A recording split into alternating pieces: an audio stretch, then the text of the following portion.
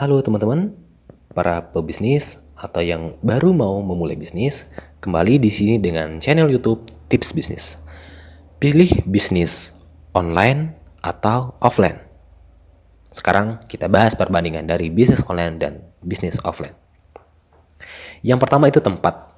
Dalam bisnis online, kita tidak perlu memikirkan masalah tempat. Harus bayar sewa tempat misalnya, bayar listrik, air, dan kewajiban-kewajiban yang lainnya yang harus dilakukan ketika ingin memulai bisnis secara offline. Karena dalam bisnis online bisa dijalankan di mana saja, yang teman-teman akan butuhkan itu wajib peralatannya yaitu laptop dan koneksi internet. Nah, selanjutnya itu target market. Kalau untuk bisnis online, kamu dapat menjangkau orang lebih banyak, bahkan seluruh Indonesia atau luar negeri. Semuanya bisa kamu setting ketika melakukan promosi. Nah, sedangkan untuk bisnis offline, itu untuk marketnya, itu hanyalah sekitar toko tersebut atau dari tempat bisnis tersebut. Dan lagi-lagi kita harus memikirkan untuk tempat parkir, untuk akses jalan, ataukah ini dilewati kendaraan umum, seperti itu. Selanjutnya itu biaya sewa. Ketika memulai bisnis, kita harus memikirkan untuk biaya sewa. Sedangkan untuk bisnis secara online, kita perlu laptop, koneksi internet. Nah, selanjutnya kita akan memikirkan biaya sewa seperti hosting, domain untuk membuat website tersebut.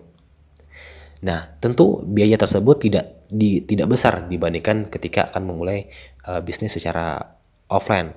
Karena secara offline kita akan biaya sewa tempat, biaya dekorasi, gaji karyawan, dan listrik, air, dan sebagainya. Jadi bakalan banyak biaya-biaya untuk sewa.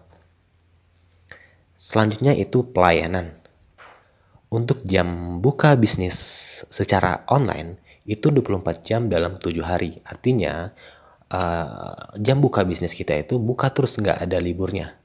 Dan konsumen bisa secara bebas mengakses website atau sosial media yang kita tampilkan.